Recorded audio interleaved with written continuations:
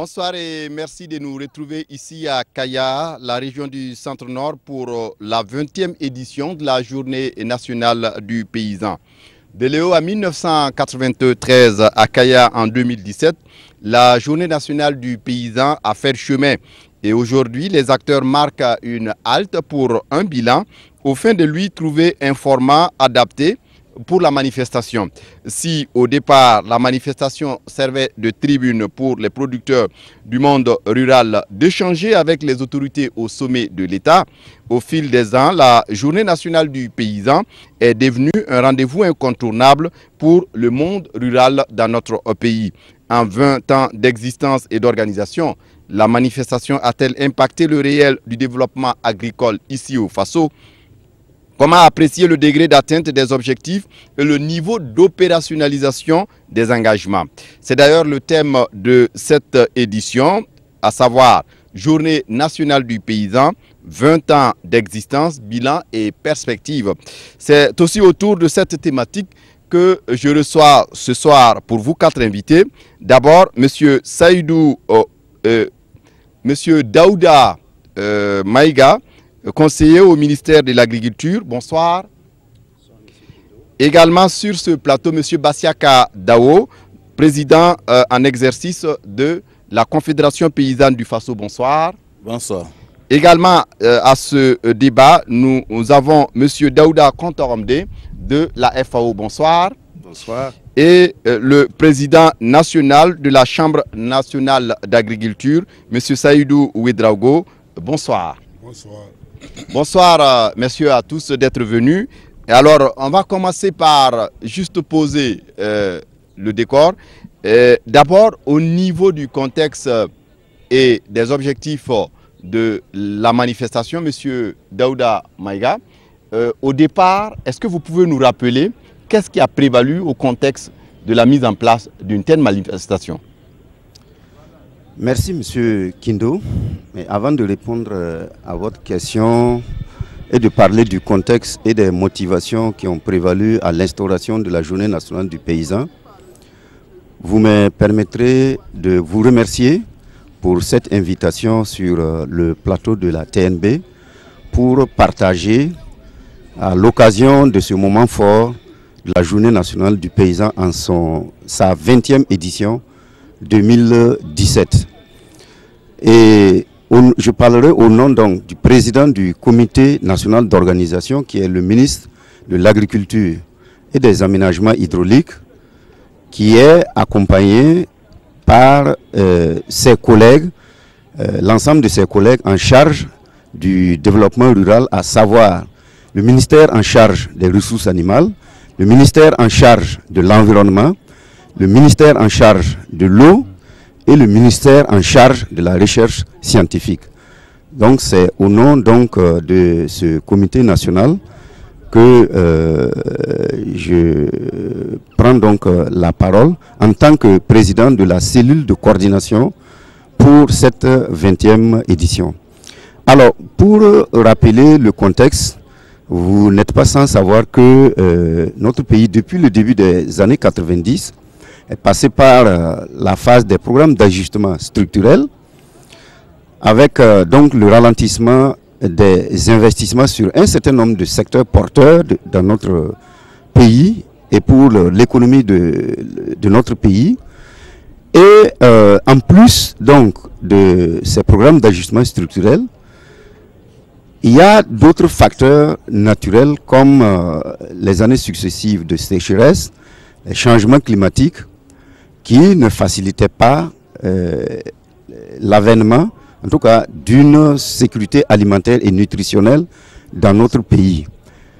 Il a donc fallu que, pour le compte de plus de 86% de notre population qui est concernée par le secteur rural, que avec donc les producteurs eux-mêmes, que l'État puisse prendre, s'organiser à travers donc des cadres de concertation pour voir dans quelle mesure nous pouvons donc ensemble avec les acteurs du monde rural eux-mêmes pouvoir donc progresser en termes donc de faire reculer l'insécurité alimentaire et nutritionnelle. Je pense que c'est le contexte et les motivations qui ont sous-tendu la mise en place de ce cadre de concertation qui a évolué donc depuis 1993 jusqu'à nos jours, de cadre de concertation à Journée nationale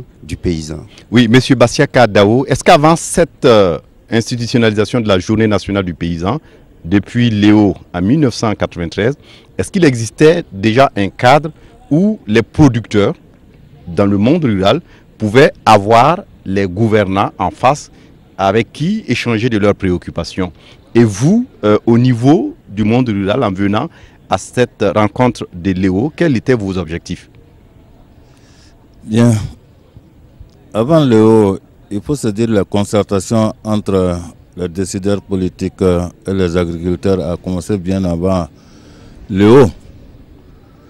Parce que, comme vient de le dire monsieur le conseiller, au moment de la révolution, il y a eu ce souci suprême de voir que plus de 86% de la population qui vivait des métiers agricoles ne faisait que commander. Et c'est à partir de cet instant qu'a commencé les concertations, puisque le Conseil national de la Révolution a voulu effectivement permettre aux acteurs du monde rural de s'organiser. Et ceux qui se le rappellent, à cette époque, les concertations nous ont donné la naissance de l'Union nationale des paysans du Burkina, UNPB. Voilà, c'est à partir de cet instant qu'il y a eu ces concertations pour que ces 86% aussi puissent créer de la valeur et apporter quelque chose de plus. Après Léo, je pense que avant Léo et avant la révolution, effectivement, nous avons déjà des coopératives qui étaient bien organisées. Vous avez en ce moment ICOBAM, l'Union voltaïque des coopératives agricoles et maraîchères. Vous avez un certain nombre de groupements qui ont été organisés par les 6S.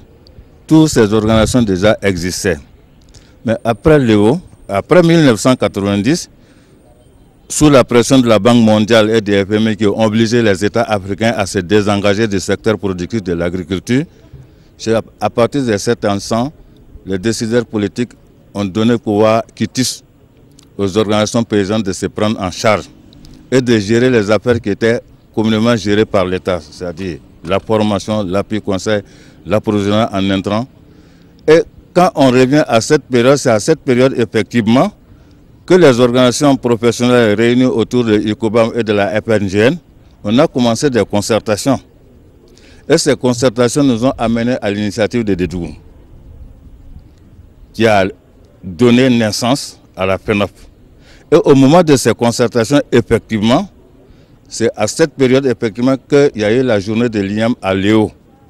Et nous, producteurs, nous y avons été conviés par le président. Et c'est là qu'est partie la première journée nationale, la journée de l'IAM, qui par la suite fut baptisée Journée nationale des paysans. Donc à partir de cet instant, les producteurs ont pris conscience que si nous devons nous faire entendre, il va falloir effectivement nous organiser et participer à ce cadre d'échange du recevoir et du donner. Oui, M. Saïdou Ouedraogo, on l'a vu avec M. Dao. Vous avez déjà pris langue avec les autorités au sommet de l'État, bien avant Léo, en 1993, au niveau du monde paysan, au niveau du monde rural. Mais à partir de Léo, comment vous avez accueilli cette initiative d'institutionnaliser un cadre de rencontre et d'échange avec le gouvernement, l'exécutif, sur vos préoccupations? Bon, disons que après Léo, Léo a été un essai et à partir de cet essai, on a trouvé que c'était quand même une très bonne chose et ça a même mis de l'engouement au niveau des producteurs. Et c'est là que l'idée est venue de créer, d'institutionnaliser cette journée. Bon, parce qu'au début, les gens se réunissaient, la première édition, ils se réunissaient, et puis après, certains ont dit, bon, ben, on réunit les paysans, après ils retournent chez eux, ils n'ont pas qu'ils n'amènent rien pour les familles et ils ont décidé d'accompagner tous les producteurs qui vont venir à ce genre de manifestations. Et voilà, petit à petit, la mayonnaise a pris et vraiment, ils ont trouvé que c'était quand même un cadre où le monde rural de tous les secteurs, grand A, l'agriculture grand A, se retrouvait et découvrait. C'est là découvrir beaucoup de choses. C'est là que maintenant ils ont essayé de faire un système tournant. Et voilà à peu près comment les choses ont pris. Oui, M. Daouda Koutombe, M. Bassia Kadao l'a dit, c'est sous l'impulsion des partenaires techniques et financiers et des organismes à l'international que l'État s'est de plus en plus désengagé du monde rural en essayant de vouloir responsabiliser les acteurs eux-mêmes.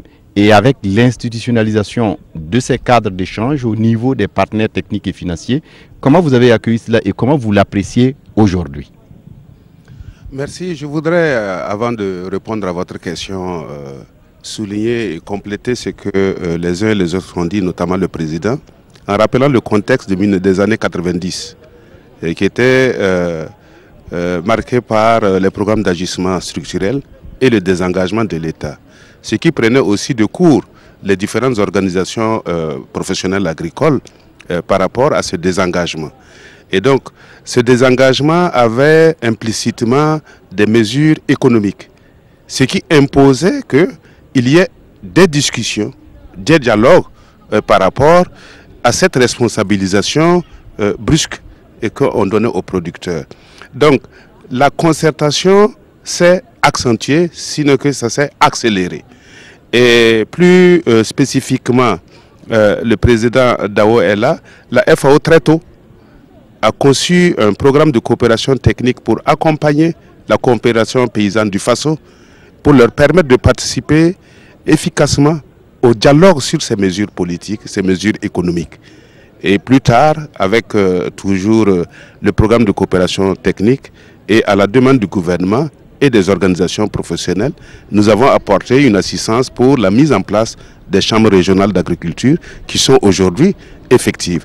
Et je crois que notre action a visé à accompagner tous ces acteurs pour participer efficacement au dialogue qui s'était imposé. Oui. Daouda Maïga, de 1993 à 2017, la Journée nationale du paysan a connu du chemin.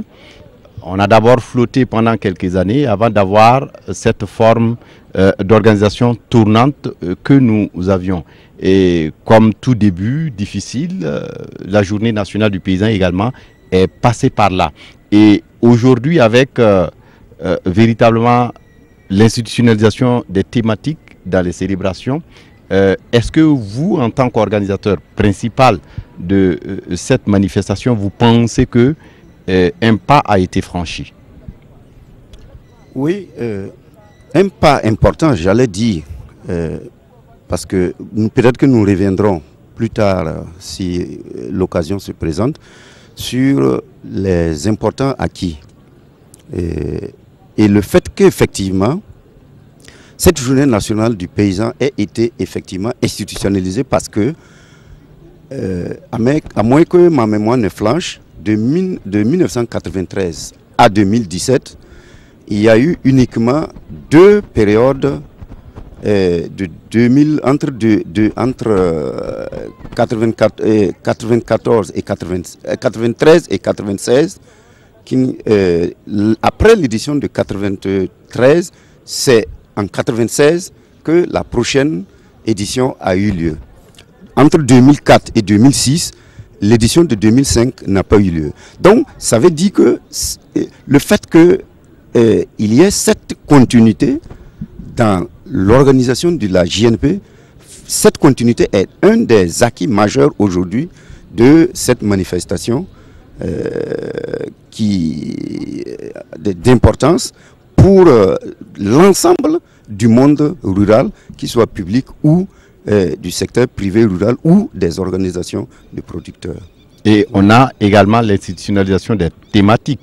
Aujourd'hui, on est à 20 ans, bilan et perspective. l'année dernière, il y avait un thème et ainsi de suite. Est-ce que vous pensez que l'institutionnalisation des thèmes a été pour beaucoup dans les grades que la manifestation a pu avoir? Oui, bien sûr. Parce que si je me réfère par exemple au thème de cette année, moi je dirais que c'est l'édition d'introspection de cette grande manifestation paysanne au niveau de notre pays. Pourquoi? Parce que l'édition de cette année a à la fois deux dimensions. Une dimension rétrospective, mais également une dimension prospective. Parce qu'il s'agira en fait de faire effectivement le bilan, faire ensemble le bilan des 19 éditions passées, quels ont été les principaux acquis, quels sont les points d'amélioration que nous pouvons faire ensemble, mais également une dimension prospective parce que à partir donc de ce bilan sans complaisance qui va être fait des 19 éditions passées, cette édition de majorité doit permettre donc tous ensemble, des acteurs du monde rural, de dessiner donc les perspectives pour plus d'efficacité et plus d'efficience de cette manifestation-là. Oui, Saïdou Ouedraogo, on l'a vu au départ, les producteurs venaient écouter l'exécutif par rapport à un certain nombre de préoccupations qui les concernent. La formule aujourd'hui a changé. On a aussi cette possibilité pour vous, producteurs, de poser vos préoccupations et de discuter directement avec le premier des Burkinabés qui est concerné par les préoccupations de tous les Burkinabés. Je veux parler du président du Faso, à qui vous posez directement vos préoccupations. Est-ce que pour vous, en 20 ans, les lignes ont bougé? Est-ce que vous avez eu le sentiment d'avoir été écouté? Oui, dès le départ, il faut dire que c'est cette concertation qui faisait l'enjeu. C'est-à-dire que c'était jamais vu à l'époque et s'adresser directement au président du Faso qui posait des questions à ses collaborateurs, ça veut dire les ministres, pour trouver des solutions. C'était vraiment une innovation et tout le monde rural était vraiment content de cette situation. Bon, donc au fur et à mesure, évidemment, les choses ont un peu bougé. Au départ, bon, comme les gens n'étaient pas tellement conscients de la portée de l'édition, bon, c'était un peu la cacophonie, c'est-à-dire que chacun disait ce qui lui plaisait. Mais maintenant, on a trouvé que, effectivement, pour mieux s'occuper vraiment des préoccupations des paysans, il fallait qu'ensemble on canalise les problèmes et que par région, chacun puisse énoncer, en tout cas poser les problèmes qui le concerne. Voilà. Et en même temps aussi les questions de sous-secteur. Voilà. Non seulement ce n'est pas l'agriculture, mais on a à l'intérieur le sous-secteur de l'élevage, voilà, la foresterie. Voilà. Oui, monsieur Dao, on l'a vu. Est-ce que pour vous, les échanges, le cadre institué par ce cadre de concertation de Léo à aujourd'hui, on l'a vu, est-ce que vous avez eu le sentiment d'un dialogue franc avec l'exécutif? Oui, chaque chose en son temps et selon sa manière. Parce que de Léo, de 1993, en 2017, aujourd'hui, il y a une évolution de la situation et il y a une prise de conscience. Si nous nous arrêtons effectivement pour faire un rétro, 20 ans d'existence, acquis et perspective, ça veut dire que les choses ont commencé à bouger. Mais quand on a le sentiment, quand vous allez écouter, et quand vous-même vous prenez à bras le corps les problèmes en se disant, voilà les préoccupations. Le désengagement de l'État au moment où notre agriculture était à l'état embryonnaire a causé un grand mal. Et ces cadres d'échange, de donner et de recevoir, ont été un déclic de prise de conscience pour les organisations. Parce que, qu'on le veuille oui ou non, il y a des gens qui ont participé depuis ces premières journées et qui sont toujours dans leur secteur d'activité.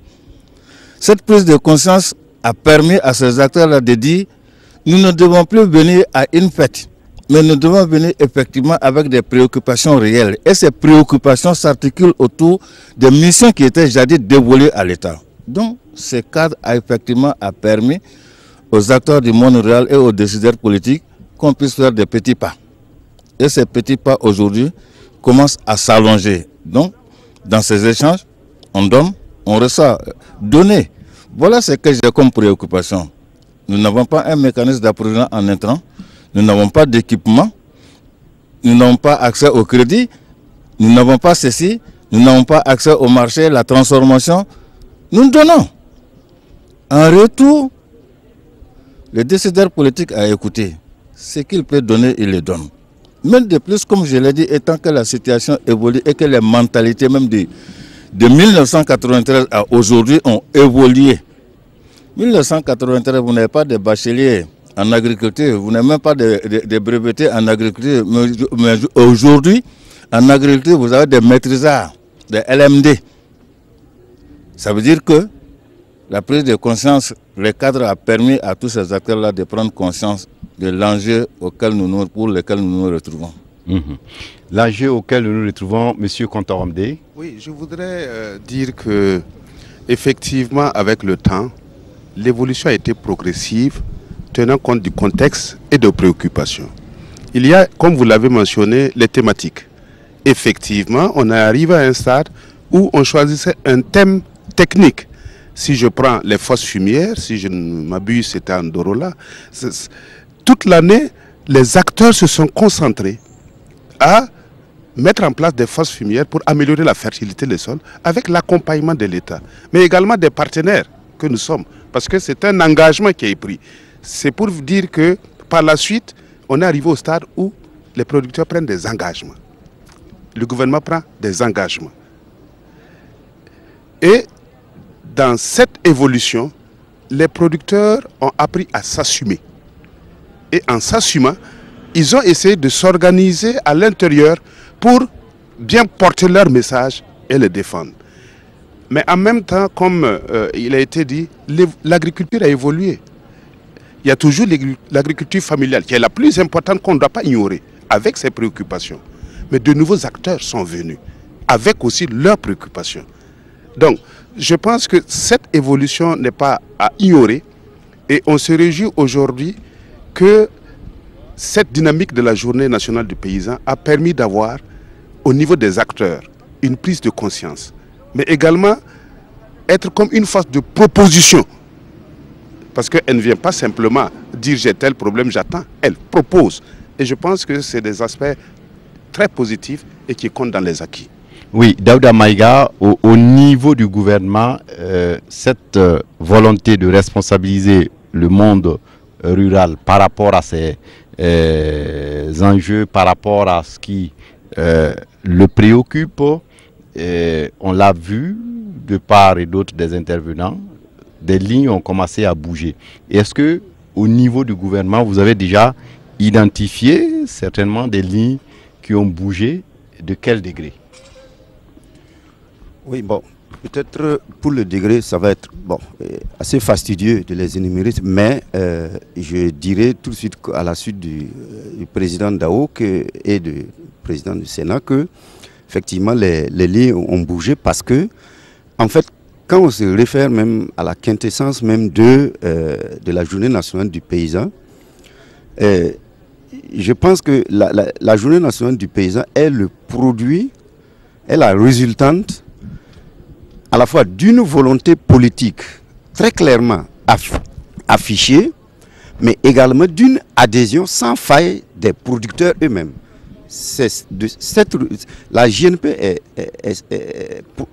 est un produit de cette volonté politique clairement affichée, avec justement l'accompagnement de toute nature en termes de mise à disposition de ressources pour l'organisation, en termes également d'écoute active des préoccupations des producteurs en termes d'intrants, et tout ce qui permet à notre agriculture de progresser aujourd'hui. Donc, on peut dire que les lignes bougent et sur tous ces domaines agro, silvo, pastoraux, halieutiques et fauniques.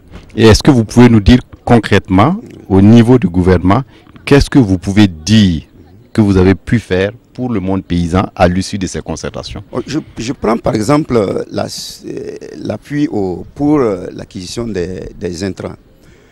Parce que si on voulait satisfaire tous les besoins, les intrants coûteraient plus de 380 milliards de francs CFA. Alors, avant 2016, l'État avait pu faire un effort à hauteur de 4 milliards. En 2016, cet effort a été porté à près de 9 milliards. Donc, je pense que c'est des éléments concrets qui permettent effectivement d'apprécier le niveau d'effort de l'État dans l'accompagnement justement des producteurs, ça, entre autres. Oui. Et dans tout cela, M. Dao, qu'est-ce qui vous a le plus marqué par rapport à ces engagements tenus de part et d'autre? Bien, ce qui nous a beaucoup marqué en termes d'engagement et la volonté politique, c'est qu'effectivement, au-delà de ces concertations et avec l'adhésion du politique lui-même, à un certain moment, le politique s'est trouvé un peu pris dans son propre piège. Parce qu'au fait, une fois que nous avons eu à identifier la thématique et à travailler à sortir des stratégies et des recommandations pertinentes, l'État n'avait pas les moyens nécessaires pour pouvoir mettre toutes ces recommandations en œuvre. Mais pour autant, le peu qu'il avait, il arrivait à satisfaire un certain nombre de nos besoins. Le conseiller vient de passer, quand nous avons traité sur la thématique de la productivité, qui a permis effectivement à l'État et à ses partenaires de dire il faut que nous mettions en place un système d'approvisionnement des producteurs en semences certifiées et améliorées à haut rendement. Ça, aujourd'hui, c'est effectif. Qu'on le veut, oui ou non, dans toutes les contrées que vous allez, tout le monde en parle. Et la mise en place de ces intrants a permis encore de créer des structures de producteurs, de multiplicateurs de semences, qui aujourd'hui commencent à devenir des industries sémencières. Ça, ce sont des choses qu'on peut constater, ça nous a marqué. Mais le fait que la dynamique, la mayonnaise ayant pris et qu'on ne s'est pas assis, je pense que cette 20e édition va nous permettre effectivement d'asseoir les vraies bases solides ou trouver les budgets pour mettre en place les recommandations. Parce qu'à chaque année, quand nous venons nous retrouver, les budgets sont déjà bouclés. Donc l'État caracole pour pouvoir satisfaire un certain. Beaucoup de recommandations par rapport aux que les organisations paysannes ont émis et les producteurs ont émis. Il y a la réflexion effectivement d'un certain nombre de retenues d'eau qui ont été réhabilitées. Il y a d'autres qui ont été construits. Je pense que c'est la demande des producteurs. Quand nous avons traité l'optimisation de l'eau, il faudrait effectivement que nous puissions changer notre mode de production, qu'il pleuve ou qu'il ne pleuve pas. Je pense que c'était une thématique sur laquelle nous avons travaillé. Il faut arriver à la maîtrise des eaux. Je pense aujourd'hui de plus en plus, Samandeni est en train de faire son bonhomme de chemin pour aller là où nous allons. Aujourd'hui, Bagré est en train de prendre des chemins, même si les orientations ne se comprennent pas à quelque part. Il y a un certain nombre de choses qui nous ont déjà marquées pour dire que ces échanges ont apporté quelque chose dans l'assiette des petits producteurs et des petites productrices que nous sommes. Nos attentes à certains moments sont comblées. Mais comme le développement, c'est un processus de longue haleine, on ne peut pas dire qu'on a satisfait. Si on était satisfait, quand nous sommes dans un pays émergent et très développé, bon, chacun se subit, mais nous sommes toujours à la recherche du bien-être. Il y a des efforts qui sont consentis, mais il reste beaucoup encore à faire. Comment chacun de nous peut mettre la main à la pâte pour qu'on puisse effectivement satisfaire les besoins. Voilà ce qui nous a marqué aujourd'hui. Quand on fait l'analyse, l'État a fait ce qu'il pouvait faire, le monde paysan a reçu ce qu'il devait recevoir, mais les attentes sont de plus en plus nombreuses parce qu'il faut lier notre production au marché, il faut augmenter la productivité, il faut éradiquer la pauvreté, il faut assurer la sécurité alimentaire, nutritionnelle et aller au-delà, atteindre la souveraineté alimentaire qui nécessite l'implication de tout un chacun. Donc, comme je l'ai dit plus haut, cette prise de conscience permet aux catégories d'acteurs de dire maintenant il est temps, autour de cette 20e édition, qu'on s'asseye, il n'y a pas un maître en passé, il n'y a pas un connaisseur de tout, mais qu'est-ce qu'on fait ensemble pour pouvoir progresser vers un avenir radieux. Voilà. Saïdou Ouedraogo. Bon, moi je peux dire qu'il y a beaucoup d'acquis parce que l'opération 100 000 charrues par exemple est née de la volonté des producteurs lors d'une GNP. Les commandes de tracteurs, l'exonération des tracteurs pour les cotonniers, c'était une volonté et l'année qui a suivi, ça a été effectif. Donc il y a vraiment de grandes choses et ça a permis quand même, comme il vient de le dire, de passer à une autre étape. L'agriculture était l'agriculture de subsistance. Maintenant, elle passe avec les tracteurs et tout ça que nous avons eu. Nous voulons passer maintenant à une agriculture commerciale, c'est-à-dire que industrielle. Bon, donc, comme le président Dao l'a dit, l'appétit vient en mangeant. Et plus l'État fait des efforts dans les domaines, par exemple, comme les tracteurs, et plus les gens savent comment utiliser ces tracteurs et en demandent plus. Et ça a vraiment fait un grand bond. Aujourd'hui, il y a des gens qui commandent des tracteurs et ça ne suffit pas. Alors qu'avant, bien avant, avant que l'État ait fait cette opération, vous amenez les tracteurs, personne ne savait comment les utiliser. Puisque en amenant les tracteurs, ils ont mis des centres de formation où ils formaient des jeunes tractoristes et tout ça. Et ça a porté. Donc non seulement l'équipement est venu, oui, le transfert de compétences et de connaissances également est là. Et aujourd'hui, on ne peut que s'en réjouir. Parce que ce qu'il y a, c'est que le monde rural, comme on a dit, nous représentons plus de 90% de la... C'est une grosse machine. Pour avoir des effets vraiment visibles, il faut du temps. Parce que bon, si c'était une portion, si c'était 20% de la population, c'était rapidement sensible. Mais là, c'est toute une... c'est plus de la moitié de la population. Donc moi, je prends... En tout cas, ceux qui sont à la base savent qu'il y a un réel changement. C'est voir seulement quand on annonce la journée des paysans, comment à la base les gens se ruent pour pouvoir participer. Parce qu'ils viennent, ils font des commentaires, et les foires sont des tremplins d'expérience. Bon, il y avait des visites guidées, c'était le problème de l'insécurité où on a réduit tout ça, mais c'était vraiment, c'est très porteur. En tout cas pour nous, le monde rural, la GNP a donné beaucoup plus que ce que même on espérait. Parce qu'au début c'était un peu folklorique. Mais on a vu rapidement l'importance et l'impact, comme l'a dit le président Dao, on a vu qu'on pouvait changer. Avant, c'était comme une fête. Mais maintenant, c'est devenu une rencontre de travail, en vérité. Bon, donc, c'est ce que je voulais ajouter sur les acquis de cette... Oui, Daouda Kontorombe, au niveau des partenaires techniques et financiers, comment vous appréciez de façon globale l'état de cette agriculture au Burkina à l'aune de ces concertations gouvernement, monde rural? Oui, il faut dire que depuis que les GNP ont institué des thématiques, c'était des thématiques qui répondaient à leurs préoccupations du moment, à chaque journée.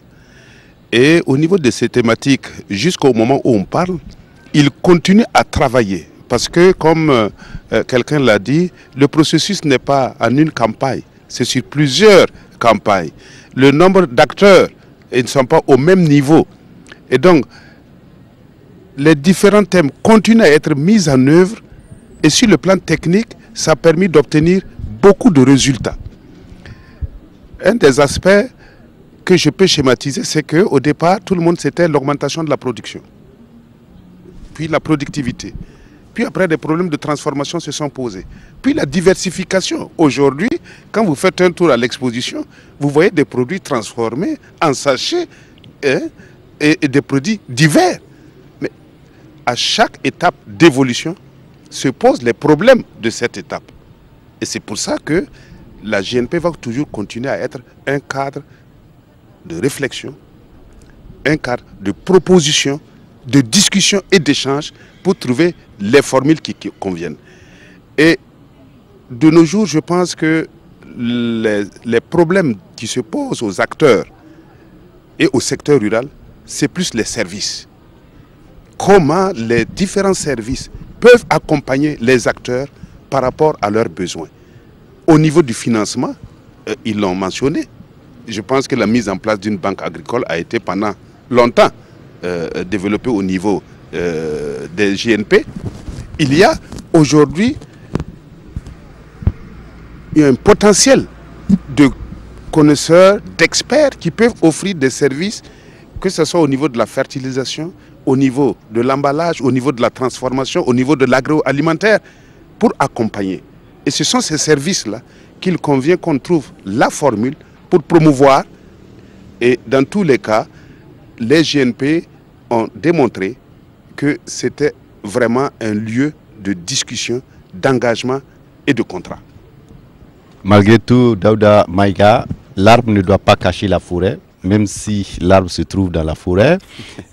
La GNP, de par sa façon d'être organisée, pose aussi un certain nombre de faiblesses, de limites. Les gens estiment qu'en un an, c'est difficile de pouvoir déterminer une thématique et de pouvoir la conduire à bout. Et déjà, l'autre année est bouclée. Les budgets ne sont pas parfois disponibles. Autant de difficultés parfois qui posent aussi un problème à la formule même de la tenue de cette manifestation. Est-ce que c'est votre avis également?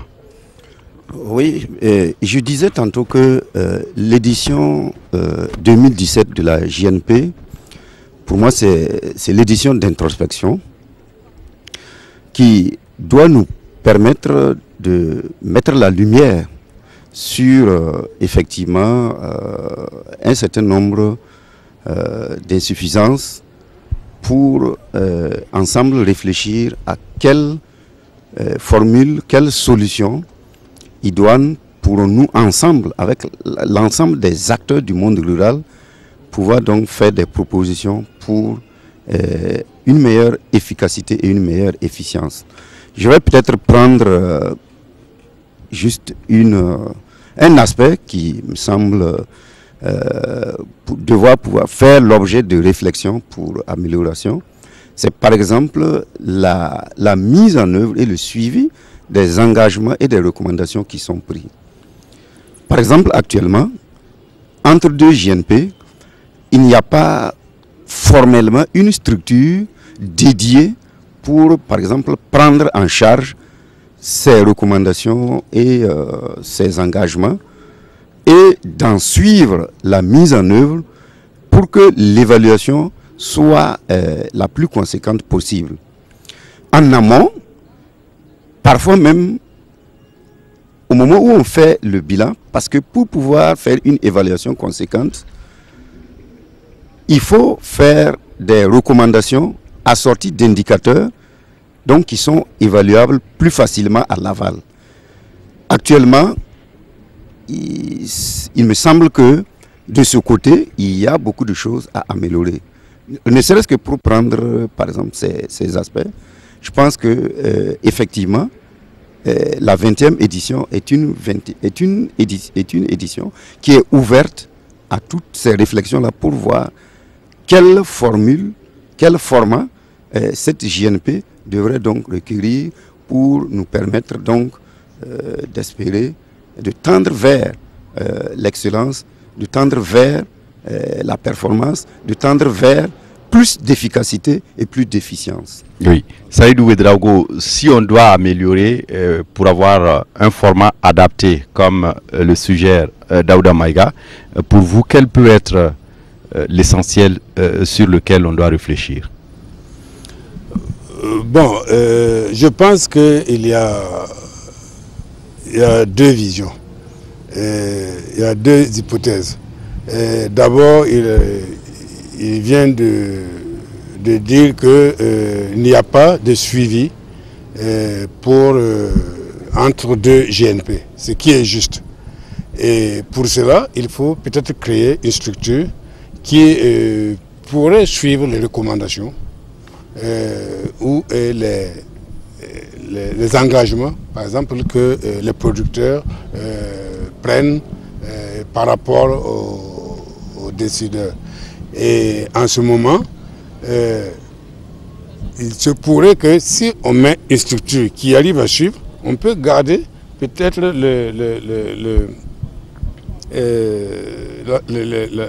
cette manifestation toutes les années. Ou bien, on peut aussi... donc on peut revoir soit la périodicité, voilà, soit chaque an, voilà, ou peut-être tous les 2 ans. Tous les 2 ans, voilà. Ce matin également, vous avez parlé un peu du fait qu'il faut donner aux producteurs les moyens d'organiser cette journée. Est-ce que vous maintenez cette formule en tant que telle? Oui, bien entendu. Il faut...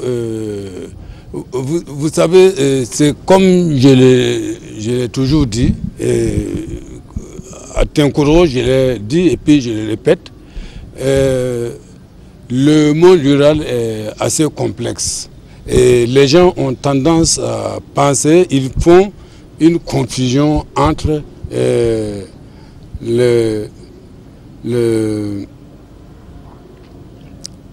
l'ignorance, pas l'ignorance, c'est-à-dire que l'instruction et l'agriculture. C'est dit que les agriculteurs, ils sont quand même conscients et ils savent où ils vont. Je prends un exemple très simple. Nous connaissons des maires de communes qui sont illettrés, mais qui gèrent, la mairie peut gérer des centaines de millions, des milliards. Parce qu'ils sont accompagnés tout simplement. Il suffit d'avoir, il faut être outillé, avoir le minimum de bagages pour pouvoir. Nous pensons que l'agriculture ne peut se développer que par les agriculteurs devant accompagner des techniciens et de l'État. Parce que plus, j'ai schématisé la dernière fois en disant de ne pas se comporter en poule. La poule, qu'est-ce qu'elle fait?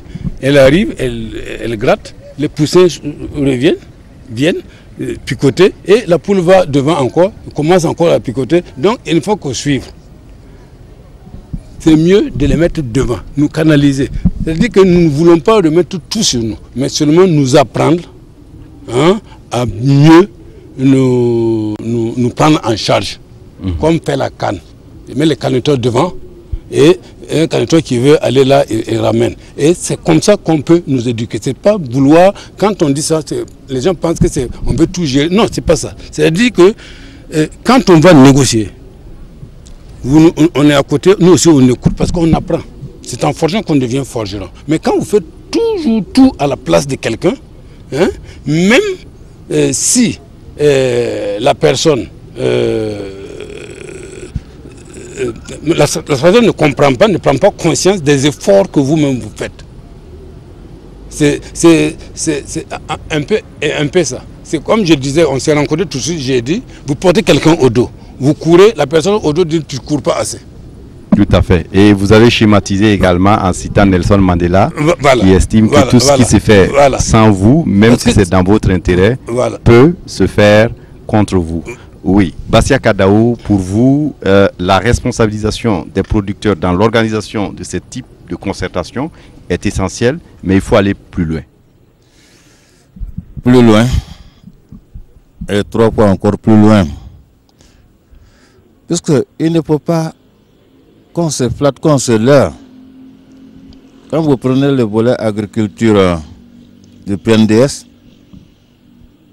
on dit d'utiliser à bon escient la gouvernance, de travailler sur la qualité des institutions, d'utiliser les personnes et ressources à bon escient. Pour nous, aujourd'hui, responsabiliser le monde rural à se prendre en charge, ce n'est pas la première fois que ça arrive. Il ne faut pas que certains soient frustrés quand on va le leur dire. Quand l'État s'est désengagé sous la pression de la Banque mondiale et des FMI en 1990, en abandonnant toutes les missions et en disant aux acteurs, vous êtes responsables de vous, même. est-ce qu'on avait cherché à arracher? Et même ils se sont désengagés. Et ça a permis de déstructurer toute notre agriculture naissante. Ce n'est pas aujourd'hui qu'on va dire de responsabiliser le monde paysan à se prendre en charge pour l'organisation de la GNP que des gens vont se mettre. Ils n'ont pas fait de hautes études pour organiser des GNP. Ils ont fait de hautes études pour travailler sur autre chose, pour anticiper ce que les paysans ne voient pas encore. Pour nous, ça, ce n'est pas un débat qu'on va mener avec quelqu'un. C'est déjà un acquis. Et l'exemple de 1990 est là. L'encadrement est parti. Les personnes de ressources au niveau du secteur agricole, tous les techniciens, on les a tous licenciés. Les producteurs sont restés à eux-mêmes. On dit, ah, vous êtes responsables de vous. Le représentant de la FAO vient de le dire. Ce qui a été fait, c'est une tournée de restitution dans les régions pour dire, à partir de maintenant, tout ce que l'État faisait, l'encadrement, la formation, l'approvisionnement, l'accès au marché, l'expérimentation, c'est fini, c'est vous qui devez le faire. C'est ce qui a amené effectivement les organisations professionnelles à se concerter. Et c'est à partir de cette tournée qu'en 1996, nous avons eu la naissance de la FENOP, la Fédération nationale des organisations paysannes, suivie en 1997 de la PEPAB, la Fédération des professionnels agricoles du Burkina PEPAB, des jeunes agriculteurs, 1998, l'Union nationale des producteurs de coton. Et du coup, avec un appel, les programmes de coopération technique de la FAO, nous-mêmes nous avons dévancé. Parce qu'à cette période, on disait, vous n'êtes pas unis, vous n'êtes pas responsables, vous ne pouvez pas. Et nous avons travaillé avec la FAO, comment il peut nous accompagner à ce que nous mettons en place une confédération. Là, ce n'est pas eux que nous avons responsabilisés, nous avons pris notre destin en main. Aujourd'hui, pour nous, quand nous prenons notre destin en main, quand on revient en arrière, on ne va pas laisser notre souveraineté à quelqu'un. Voilà. Quand vous prenez sur les 3 jours, tous les bureaux des ministères en charge du développement sont vidés de leurs éminentes personnalités. Qu'est-ce qu'ils font? Et donc pour vous, le développement ne doit pas s'arrêter, même pour organiser des concertations concernant le monde rural. Le monde rural, quand je l'ai dit en 1997, quand on s'est pris en charge, les organisations professionnelles agricoles ont mis, avec l'appui de leurs partenaires, nous avons combien d'animateurs? L'État n'avait même plus des encadrés, il n'en avait pas. Mais les ONG qui accompagnaient les organisations professionnelles, les institutions comme la FAO, toutes les organisations, quand vous prenez l'Union nationale des producteurs de coton, ils ont plus de 1500 animateurs coton. Quand vous prenez la PEPAB, ils ont plus de 200 qui sont tous équipés. Mais quand l'État a réorganisé son programme de vulgarisation, on a fait comme si ces gens n'existaient pas. De 1990, si les organisations professionnelles n'avaient pas travaillé à se maintenir, est-ce qu'on allait parler d'organisation? Donc, pour nous, la responsabilisation des acteurs de terrain à se prendre en charge avec leur devenir, on exclura les autres parce que chacun de nous veut améliorer ses conditions de vie. Ça, c'est une première partie. La deuxième partie, ce qui nous tient à cœur, il ne faut pas demander aux gens de faire des expressions de besoins en sachant très bien qu'on n'a pas les moyens de ces expressions de besoins. Ça, c'est une réalité. Troisièmement, il ne faut pas comparer ce qui n'est pas comparable. Voilà. Si nous faisons des expressions de besoins aujourd'hui, quand nous disons nous allons faire des expressions de besoins, quand nous disons demain au chef de l'État la question de la modernisation de l'agriculture, c'est une réalité. Pour que notre agriculture soit compétitive et insérée dans l'économie du marché, il faut qu'on la modernise. Et cette modernisation prend l'ensemble de tous les secteurs, du maillon de la production jusqu'à la distribution, mais n'est pas restée seulement au stade de concept. Entrepreneuriat agricole, la pluie s'arrête, l'entreprise s'arrête. Non. Les paysans sont même aujourd'hui à mesure de réfléchir sur leur devenir et maintenant le soutien qu'ils demandent à l'État, que l'État trouve des moyens maintenant pour apporter leur concours pour ce soutien. Voilà ce que nous demandons. Et que l'État mette en place tout ce que nous allons faire, un budget. Puisque quand vous dites à quelqu'un de faire les expressions en matière d'intrants agricoles, que ce soit les semences améliorées, que ce soit les intrants, que ce soit les herbicides et les pesticides, dès que la personne amène ces expressions de besoin, vous êtes en mesure de les importer et de les mettre à leur disposition. Ça, c'est une faiblesse que nous avons constatée sur les GNP. On va énumérer beaucoup d'insuffisances ou beaucoup de requêtes, mais en fin de compte, c'est le programme classique des ministères qu'on exécute et ceux qui vont concerner avec une doléance, on a atteint un résultat à ce niveau. Mais dire qu'on a un budget propre pour la mise en œuvre des recommandations, là, il faut qu'on commence à réfléchir.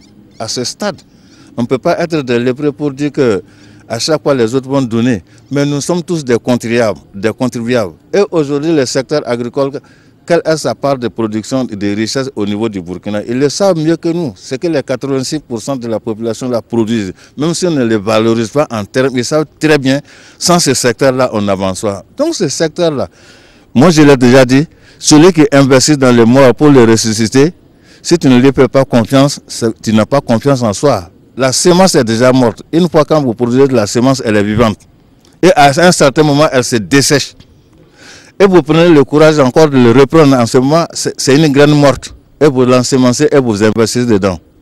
Pour en faire encore quelque chose de vivant qui va continuer à nourrir des générations à venir. Si vous ne faites pas confiance à cette personne, donc faire confiance aux organisations paysannes de se prendre en charge de leur devenir avec le concours de l'État. L'État a obligation d'apporter assistance à toute structure œuvrant pour le développement et pour des missions d'intérêt public. Daouda Maïga, réaction? Non, je voulais juste peut-être nuancer certains propos du président Dao, parce que je pense quand même que, comme les deux présidents l'ont reconnu, je pense que l'État, lui-même il l'a dit, l'État fait suffisamment, mais l'État fait en fonction de ses moyens et aussi des autres priorités aussi. C'est vrai qu'il a dit effectivement, bon, le secteur agricole contribue pour à peu près 40% à la formation du PIB, ce qui n'est pas négligeable. Mais je pense qu'on devrait aussi reconnaître que l'État fait assez, en tout cas, en fonction de ses ressources pour le monde rural. Par rapport à la responsabilisation, je pense que si je prends par exemple l'organisation de cette présente JNP, en fait, on met en place des commissions pour organiser la JNP. Et à la plupart de la tête de ces commissions, c'est des membres des organisations des producteurs. Pour faire le bilan au niveau des engagements et des recommandations, ces engagements, normalement, sont traduits en plan d'action mis en œuvre par les producteurs eux-mêmes sur le terrain avec l'accompagnement des services techniques du secteur rural. Donc, je pense que c'est ce que je voulais dire. L'un dans l'autre, voilà. Où les producteurs sont impliqués dans l'organisation. Tout à fait. Mais il faut peut-être qu'on raisonne. Oui, vous laissez terminer, M. Maïga, et ensuite on vous donne la parole. Voilà, c'est un processus qui est amené effectivement à s'améliorer au fur et à mesure. Voilà. Oui, comme tout processus d'ailleurs. L'implication, c'est un processus. La responsabilisation aussi est un processus. Depuis 2010, il a été dit progressivement, on transfère l'organisation de la GNP aux organisations professionnelles agricoles.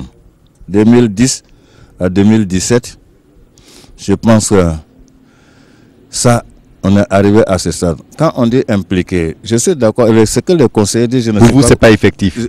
Ce n'est pas effectif. Quand les conseillers disent, nous sommes dans les commissions, la CPF préside la commission thème, la Sénat préside la commission transport et autres. Ça, nous sommes dans des commissions. Nous voulons que la responsabilisation que nous demandons, qu'elle soit effective, et qu'on désengorge l'État de certaines activités qui permettent à des personnes et ressources encore de travailler sur des dossiers plus pointus pour le développement. Vous voulez que ces gens-là soient chaque fois, ça fait déjà 1 mois, monsieur le conseiller est là, nous avons commencé le 11 au 11, ça fait 1 mois plein, il y a des gens qui n'ont pas travaillé dans les bureaux. Tandis que pendant cette période, c'est la période morte au niveau des agriculteurs. Qu'est-ce qui empêche ces gens-là d'être responsables à organiser? L'étude qui a été faite, et même ils ont dit, il y a certains pays comme le Togo ou le Niger, ce sont des organisations paysannes qui organisent et invitent les services techniques. Mais ce qu'ils ont oublié, c'est avec l'accompagnement de l'État. Yes. Voilà. Pourquoi aussi nous ne pouvons pas faire la même chose? Vous êtes responsabilisés, voilà les moyens qu'on met à votre disposition, organiser, travailler et qu'on atteint des résultats qui sont tangibles. Ça, c'est différent de l'implication. Et il va sans dire que demain, le face-à-face avec le président du Faso ne sera pas ouvert, mais on sera en mesure de dire et d'amener des argumentaires sur lesquels nous pensons aujourd'hui être en mesure d'être responsables.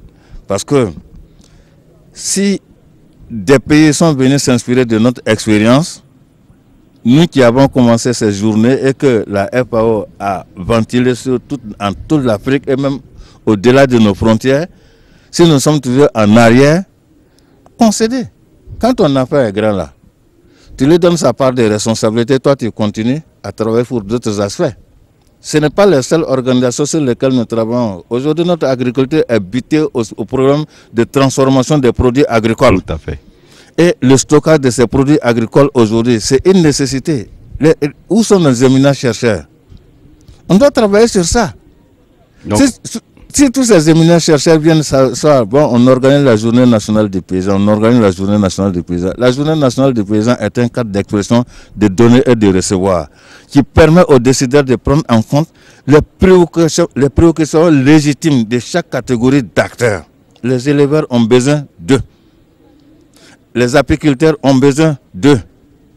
Tout ceci là, comment l'État, par rapport à son plan de développement du secteur là, comment on imbrique tous ces plusieurs l'un dans l'autre pour qu'au sortir à la prochaine JNP, qu'on ait des résultats tangibles. C'est ça l'expression. Mais on ne peut pas faire des expressions et ne pas continuer. L'année dernière, les organisations professionnelles ont dit nos engagements, nous allons les traduire en plan d'action. Ça, c'est nous-mêmes qui les faisons. Mais je pense que les résultats auxquels nous sommes parvenus dans certaines régions sont édifiants. Tout à fait. Parce que les plans d'action qu'ils ont pu mettre en place avec l'accompagnement de leurs partenaires, ils ont fait des grands bons. Voilà. Ok. Donc, on termine avec vous, M. Daouda Kontoromde de la FAO.